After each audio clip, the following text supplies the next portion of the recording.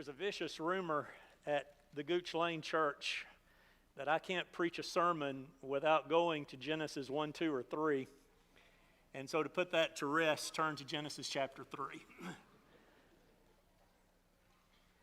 It's interesting to me how humanity views the devil, views Satan.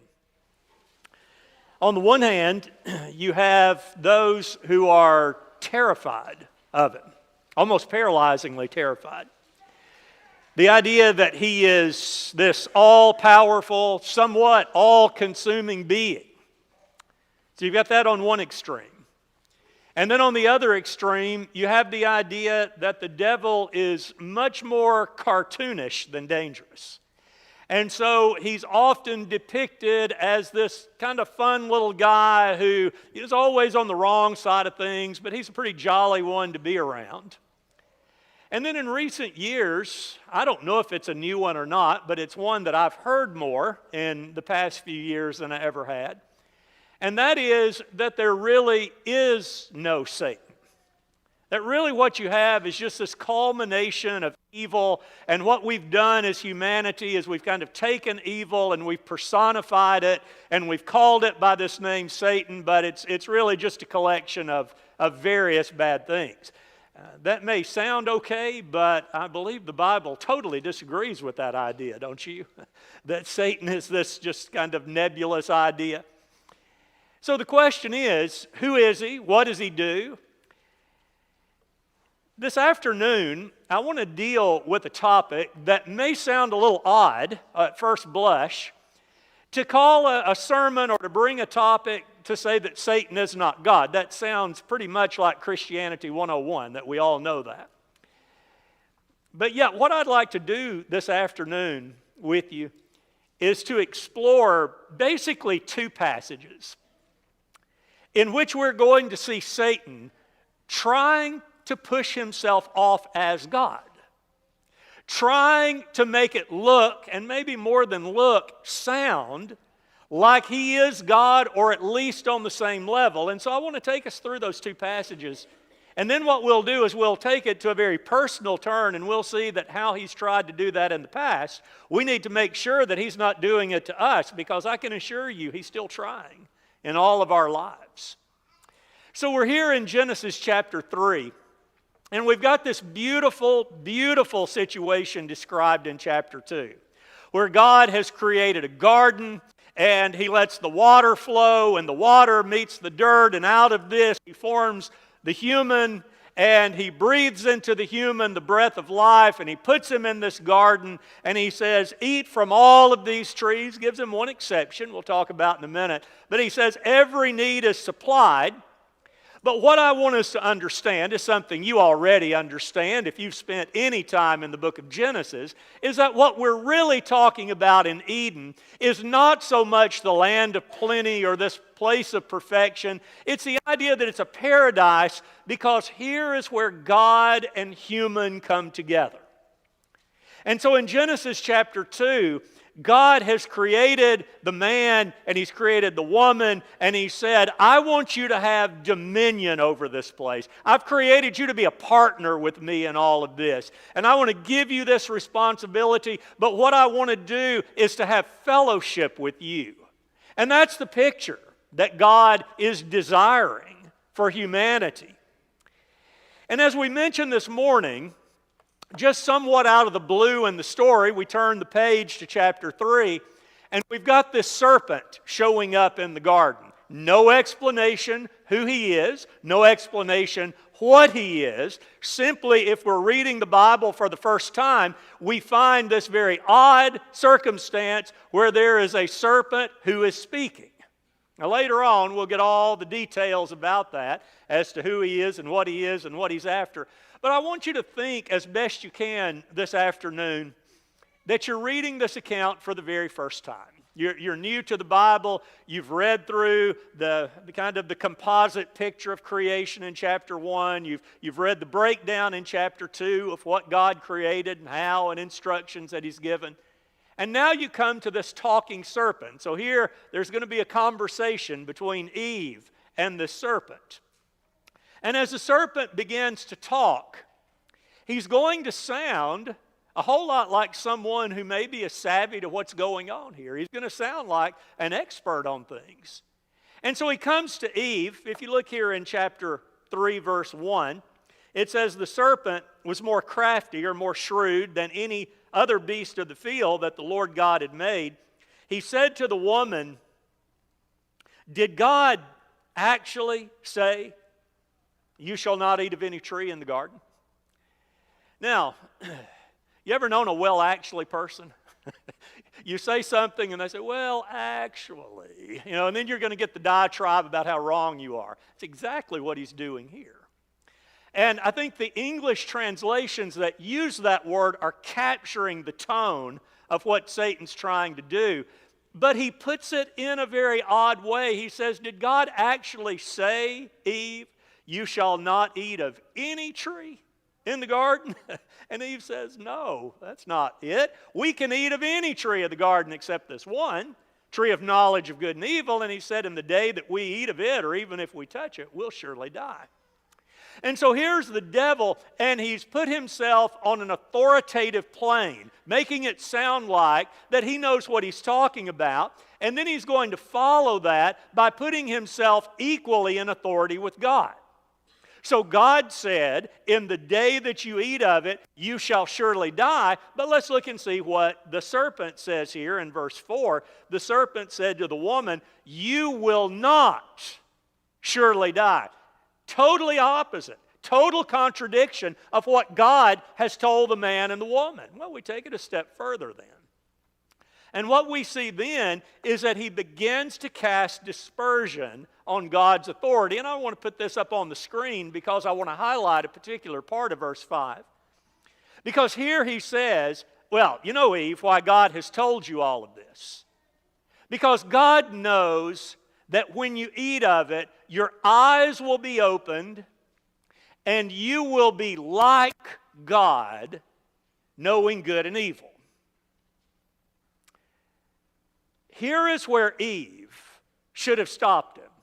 And for certain, Adam should have, who's standing right there listening to this entire conversation. Because what do we read in Genesis chapter 1 and 2 about humanity? We are created in the image of God. We're already like God.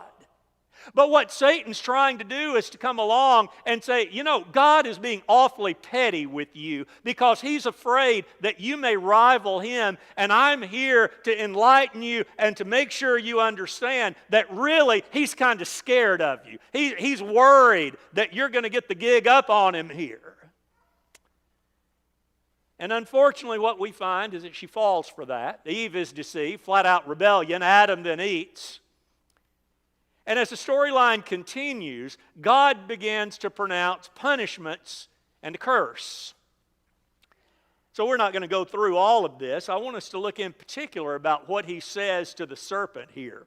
If you look on down to verse 14, the Lord said to the serpent, because you have done this, cursed are you above all livestock, and above all the beasts of the field. On your belly you shall go, and dust you shall eat all the days of your life. So here is this serpent. We oftentimes will say, well, did he have legs before? I think that's the wrong question. I think the better question is, did he have wings before? That seems to be what Revelation is indicating. But yet now God is saying, okay, you're going to be a dirt crawler. You're going to be eating the dust. And the meaning behind that then is, you've lost your place in the heavenly realm.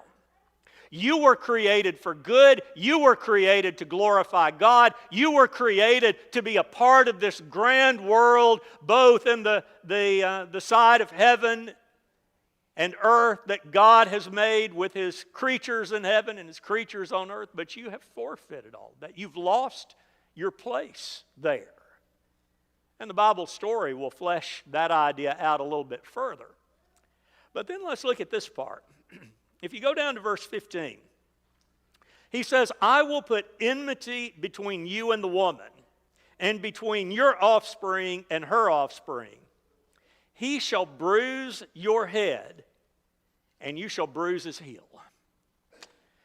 Now, if we're reading this for the first time, it's like, I can't wait to get to the next verse to find out what this means. What's all this about? That he's going to get his head bruised, and he's going to bruise somebody's heel, and then God is gone. He's changing the topic here. And so he's left this question kind of brooding in the mind of the serpent. Who's going to get me? Who's going to be the one who's going to crush my head? And he's given no clue other than it's going to be a seed of the woman. This one who you deceived, this one who you tricked into turning against me, it's going to be one of her offspring that will be the one who will be your demise. You ever wondered what Satan thought about for all those years afterwards? Do you think it ever went something like, I wonder if this is the one? He sees Cain, the firstborn of Adam. He's pretty much the running quickly, right? Then you come to this man by the name of Noah. And Noah's righteous in the eyes of God, and he's building an ark to save humanity, any that'll get in. Is it him? Well, we see that that's taken off the map a little bit later. Is it Abraham? No. Is it David? Solomon? Is it King Josiah? You can kind of imagine that there is a bit of worry that's always lurking at the back of the mind of this serpent, wondering who it's going to be, who's going to come and ultimately destroy him, crush his head. And so we find that goes on for a number of years, and if the Old Testament does anything, it shows that there is no one worthy of this title. Everybody in the Old Testament is falling, they're making grave mistakes, they're giving themselves over to the serpent, sometimes fully, sometimes they'll go in that direction but then come back. But none of them are living the kind of life that's going to typify one who's up to this task of defeating this supernatural force who's out for the destruction of mankind. Until a baby is born in the city of Bethlehem. And what we find in this is the one who looks like he may be the one. This is the one who appears that maybe he's going to be the destroyer of this wicked being. And so what we find is that there's a time in the life of this Jesus of Nazareth in which he's going to be put to the test. And what the New Testament writers do, especially Mark and Luke, well, Matthew as well, they're going to take this, and I think what they're doing is they're setting it in such a frame to give us the contrast between Eden and what's going on in the life of Jesus. So we often refer to these times as the temptations of Jesus, though there were no other. There were many others. But these three are specifically laid out showing us what Jesus is capable of doing. And so we think back to Genesis chapter 3. Here's Adam and Eve. They're in the paradise of God. Everything is great. Everything's wonderful. God makes his grand entrance every day, and he walks with them, and he talks with them, and he's explaining things to them, and he wanted to teach them the difference between good and evil in that way, but they forfeited all of that. And yet this one comes along, and the temptations are posed in an anti-Eden setting. The writers give us a couple of indications of that. We're told that Jesus went out into the wilderness. The Spirit led him into the wilderness. And when we think about that area where that would have been, it's a very barren, treeless area. No plant life. And so look at the contrast here. You've got this paradise setting with trees of every shape and form. And yet here is this one who's out in the wilderness, totally away from all of that. And then Mark seems to throw in a rather strange connection for us. Mark says, as he's describing this, and there were wild animals there. Now, do you think that's an accident? Well, think back to Eden. In Eden, you had man and woman and God and animals all in happy union here. Everybody's getting along. But now this one, who's our potential snake crusher, here he is. He's out in the middle of the desert, and he's got all these animals around that, given half a chance, they would have been after him.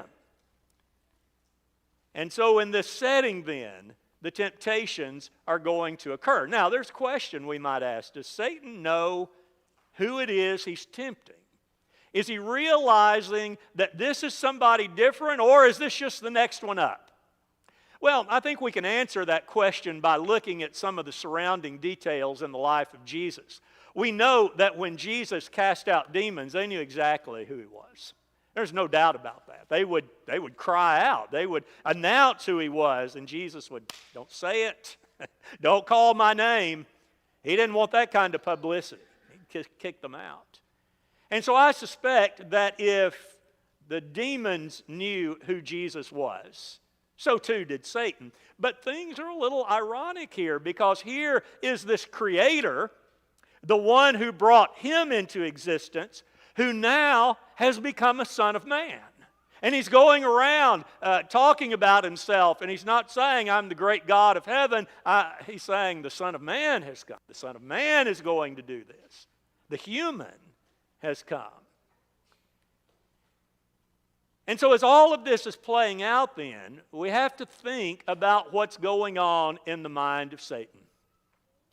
Could God in the flesh be vulnerable like the rest of these folks that he's helped to bring down? Could this one, if I can just get him to sin, can I derail the plan that God's going to be working through him? And as we think about all of that, we have our backdrop set. We see now that these temptations, why they're highlighted by Matthew, Mark, and Luke, is because of their significant place in showing what Jesus is capable of doing. Now, for our discussion this afternoon, I want us to focus in on just one of those. And that's the temptation where Satan is seeking to get the Son of Man, this God in the flesh, to bow down and worship him. Now, if you're like me, you read through those temptations, and for many, many years, I thought by the time you get to this one, he's to the easy stuff now, right? Going without food and not turning stones into bread, or maybe getting the celebrity of jumping off the pinnacle of the temple. Those might have been real temptations. But what about this business of worshiping Satan? I'm more and more convinced this may have been the toughest one of all. And I believe Satan knew that too. And so as the writers are telling us about what's going on, they're going to show us that Satan, once again, is presenting himself in a very godlike fashion. So we need to think Garden of Eden. We need to think how he comes to Eve, and he's using all of this godlike language to try to get her derailed. He's doing the same thing with Christ here. Now, let's look at some examples of that. Matthew chapter 4, verse 8, as Matthew is describing this, it says that he took Jesus not just to a mountain, but he says to an exceedingly high mountain. To a really tall mountain is what he's saying. And if you consider that, that fits in very well with the Bible story, doesn't it? Because oftentimes when God would reveal himself in some way, shape, or form, it's going to be on a mountaintop. Ezekiel, I think, helps us to see that maybe Eden was located on a mountain. But for sure, we think about Sinai, we think about Mount Carmel with Elijah. All of these big things are happening on a mountain. And speaking of Ezekiel, in one of his visions, he's going to use the exact same phrase where God took him to a very high mountain, where he's able to see all of these things that are going on. We find Satan imitating God in that. He's putting this in very much a theophanic kind of setting.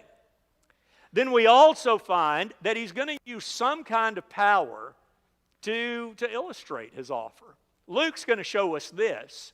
Luke says in chapter 4, verse 5, the devil took him up and showed him all the kingdoms of the world in a moment of time. I don't know how that operated. But what we do know is it was something that was not natural. Here, in whatever way Satan is letting Jesus look at all these different kingdoms of the world, all these different nations of the world. Again, we think about what God does. Didn't He often employ messages in kind of a miraculous way? Visions would be given. God would speak to people out of a burning bush. He's getting this idea from God. I'm showing that I'm somebody big here. But really, what we find is it's the language that gives all this away. What Satan is going to say to Jesus is going to sound very much like God. So let's look at a couple of examples of that. He says to him, first of all, and we'll stay here in Luke chapter 4 for just a little while. In Luke chapter 4, as he's giving these temptations, trying to get the Lord to fail, you look down to verse 6, and it says, "To you I will give all this authority and their glory, for it has been delivered to me, and I give it to whom I will." All right. You ever heard anybody talking about getting authority before? Well, we need only go to Matthew chapter 28 to find that, don't we? In verse 18, Jesus says, "All authority in heaven and on earth has been given to me." Now let's talk about when those statements are made. As the devil is saying this idea of all authority, this is before the crucifixion. As Jesus is using the term, it's after His crucifixion and His resurrection, where He says, now, all authority has been given to me. But listen to what Satan's doing. He's offering Jesus the opportunity here. He says, I can do this. I can give you this authority. He goes on, and he says, the reason I can do it is because I give it to whom I will.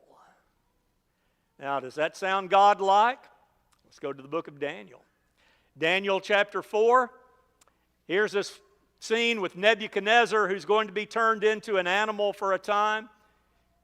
Daniel writes, the sentence is by the decree of the watchers, the decision by the word of the Holy One, to the end that the living may know that the Most High rules in the kingdom of men and gives it to whom He will, and sets over it the lowliest of men. He says to Nebuchadnezzar, you shall be made to eat grass like an ox, and you shall be wet with the dew of heaven, and 7 periods of time shall pass over you, till you know that the Most High rules in the kingdom of men and gives it to whom He will. It's a direct quote from God. So here's the devil saying to Jesus, I got the authority to do this, and I can give this to whom I will. Well, let's look at one more. We go on in verse 7. He says, if then you will worship me, it will all be yours. Does that sound familiar?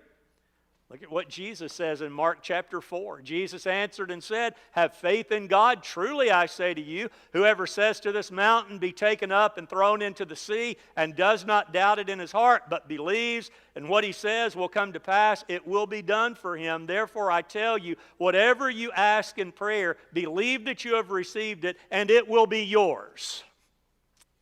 Every step of the way, Satan is positioning himself to sound like an authority, to sound like he's equal with God, and that there can be dispersion placed on the plan of God. What he tried to do with Jesus was exactly what he did with Eve. But what he's found here is a very different one. Now, let's talk about what the offer is. When we think about the offer, did he have authority over these kingdoms? Well, John 12 indicates that that's the case. And it's not really because of anything special about him. It's only because God delivered them over to him because of sin. It's because we abdicated. As humanity, we gave up dominion over the earth, and he came in and took control of that. So did he have authority? Well, we could say, at least in this regard, he did have a following, didn't he? And so what he does is he says, I'm going to give you a shortcut. Let's go back to Eden for a minute. What was the big temptation for Eve? It was to be like God, but not have to wait on it. You see, God fully intended to teach man and woman the difference between good and evil. Go to the book of Proverbs, we see that. We find Proverbs showing what that would have looked like. He was going to bring them along, school them as they could handle it, show them, but they didn't want to wait on him. They wanted to be like him at that moment in time. And so here's Jesus, and he's waiting on his Father with this plan that means he's going to have to go through a whole lot of things. And what Satan is saying is you really don't. There's a way around this. If you will simply worship me, they're yours. I'm done. I'm turning them over to you. And if he had done that, he could have avoided the crushing of his head, couldn't he? If he could have just convinced him. Is it really so bad? I won't mean it. I won't mean it when I bow down to it. I'll just bow, and in my mind, I'll be worshiping God. But Satan knew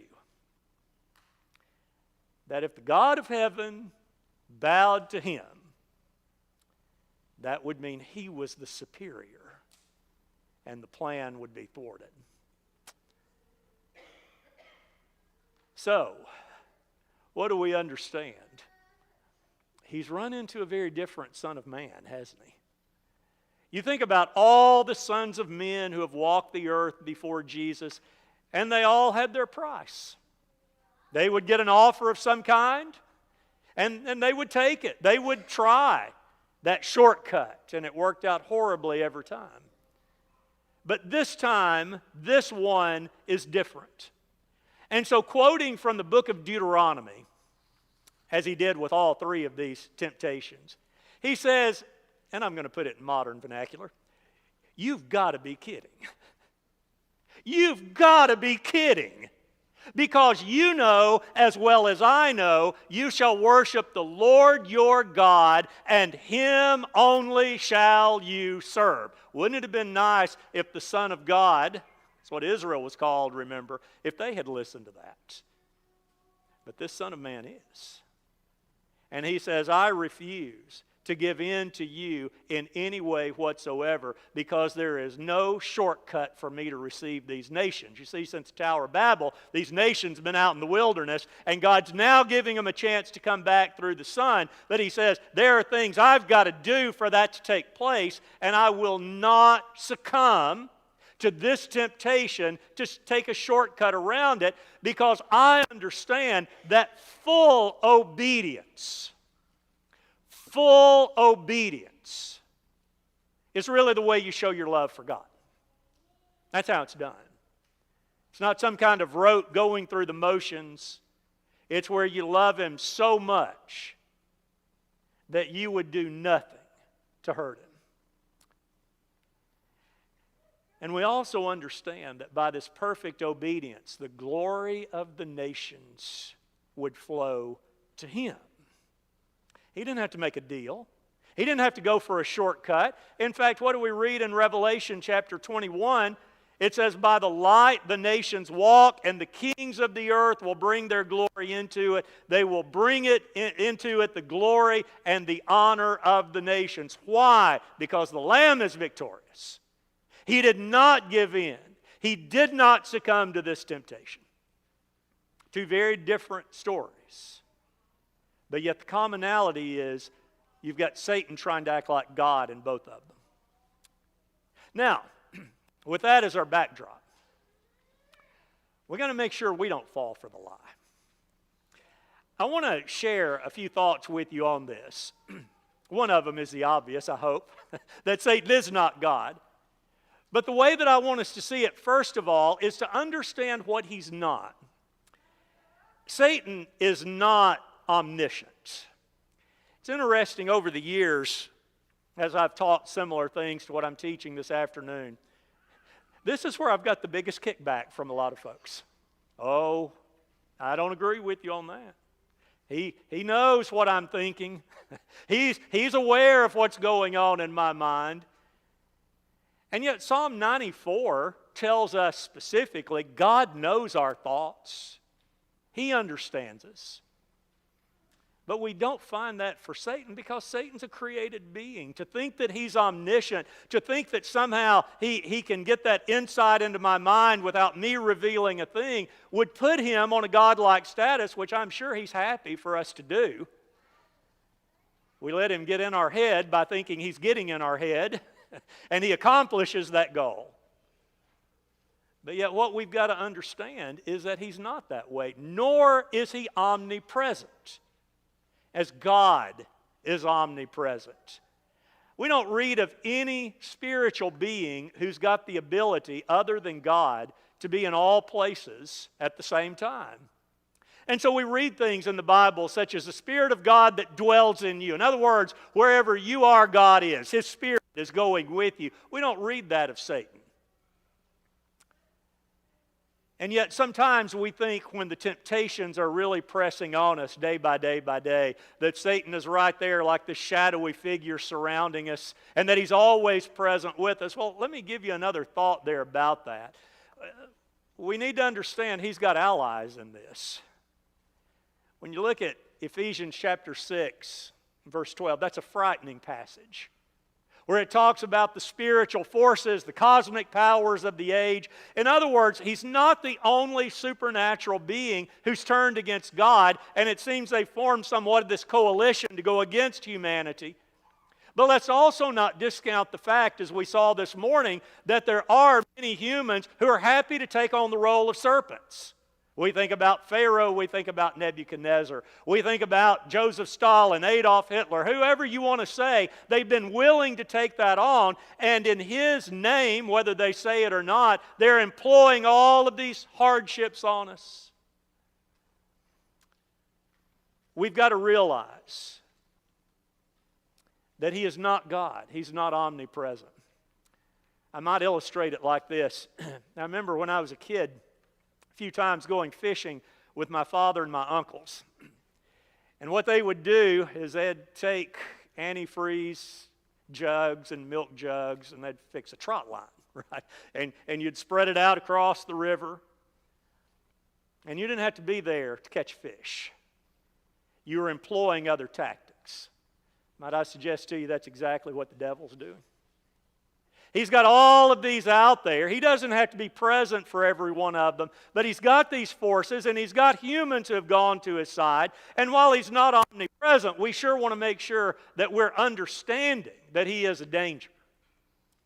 And let's add to that also, he's not omnipotent. He's powerful. He's powerful. We read about another heavenly being that killed 185,000 people in one night. We're not discounting that. But what we do want to understand is that he doesn't have power over our body and soul. That's God's department.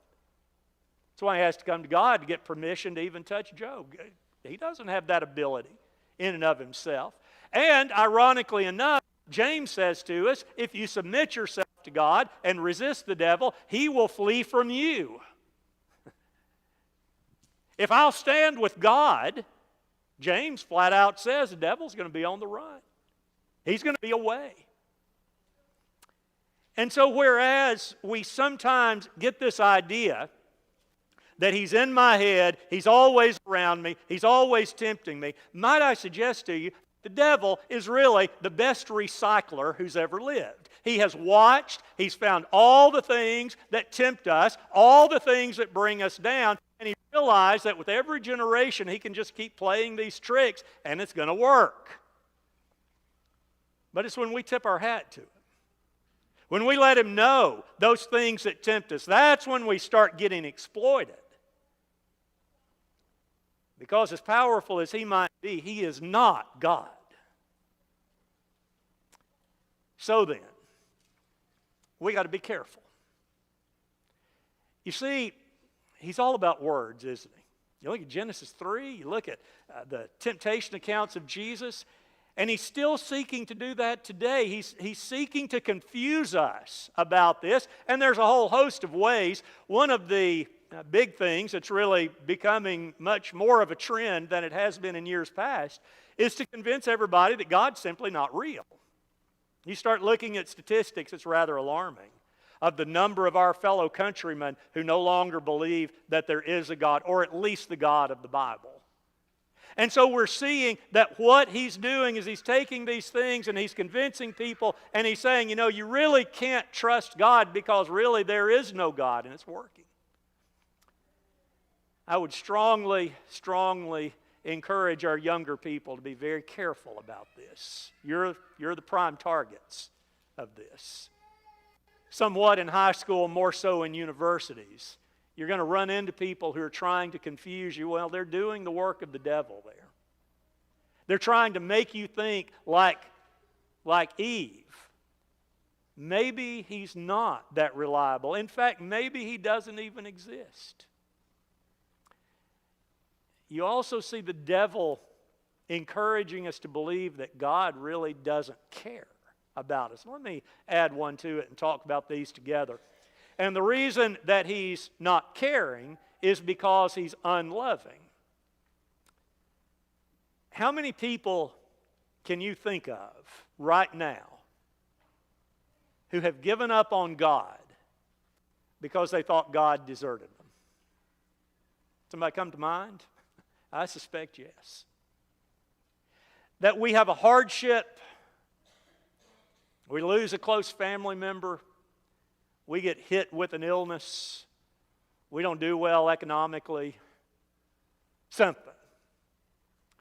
And we pray and we pray and we pray, and it appears that God is not doing anything for us. And Satan has learned that that's a pretty good time to exploit people. It's a pretty good time to really go after them. And suddenly here's someone saying, well, if God's going to treat me like that, I don't want to serve a God like that. You see, same way with Eve. God's holding back. He doesn't want you to have the good life here. We think as well of how many things in which he encourages us to believe that the shortcuts are acceptable and good, and it usually starts something like, I know that God said to do it this way, but, and there we go. There's the shortcut. Really, is there any danger in doing it? And what do we find? We find ourselves out of Eden. We find ourselves on the opposite side, following this one who's trying to pretend like he's God. And yet here we've got Jesus that's providing the example. What did Jesus show us? He showed that temptations can oftentimes seem legitimate, but they can always be debunked by the Word of God. You know, we could have justified ourselves every which way in those temptations, couldn't we? We're out here, we're fasting, we're hungry, it's all been for God, and what's it going to hurt if I turn those stones into bread? What's it going to hurt if I get a following by jumping off the temple? And we start listening to ourselves, and we become convinced that these things are okay. In fact, they might be good. In the long run, it's going to make no difference whatsoever. That's not what Jesus thought. We think about what he went through. It should be testimony to us that we do not allow ourselves to ever think that God is telling us to do something that's not important. He is not the circus master with these rings making us jump through them just for the fun of it. Everything is for a purpose, to make us more like him. And what does Jesus also show us? He shows us that sometimes it can appear that God is not near, even though he is. We think about Paul's words in 1 Corinthians 10 where he says there's not going to be a temptation that overtakes you unless you're willing to let that happen. God's going to provide you a way of escape every time. Now, that way of escape may be a difficult course, but there's no way that the devil can have the power to back us into a corner that God can't get us out of. That's what we have to understand with all of this. You ever wondered what it would have been like to be Job? That would have been a terrible thing. And there are times when Job struggled with it, but what does he show us? He shows us at the end This is what it looks like to stick with God. But even more so, that's what Jesus shows us. And I hope that's what we're doing. So then, let me just leave you with this idea. Now, there is no shortcut in salvation. There wasn't for Eve, there wasn't for Jesus, and there's not for us either. And I hope that if you're thinking along those lines, you'll take that to heart. That if someone, or maybe even yourself, you're trying to find a justification for whatever way of not following the plan of God, to stop and to realize this may very well be this serpent trying to make me think he's God again, trying to give me a shortcut. No. God's given us a way of salvation. And no matter what the forces of evil may seek to do, when we're standing with God, they'll have to flee from us. That's God's promise. Aren't we glad? Aren't we glad that Jesus didn't take the shortcut? Because what that means for us is that one hanging on the tree knew, this is what I do for the nations. This is what I do to bring people to God. And I hope we're willing to have the same attitude toward Him, that I don't want a shortcut. I want to be with you in every way so that I can be with you forever. Those thoughts are on your mind this afternoon, and you have just been on the cusp of obeying the Lord, but something's holding you back for whatever reason. Please don't allow deception to hold you back any longer. God's way is the way. And I hope you'll make that decision, even this afternoon, to make Him the true God of your life. If we can help you with that now, you can respond as we stand and sing.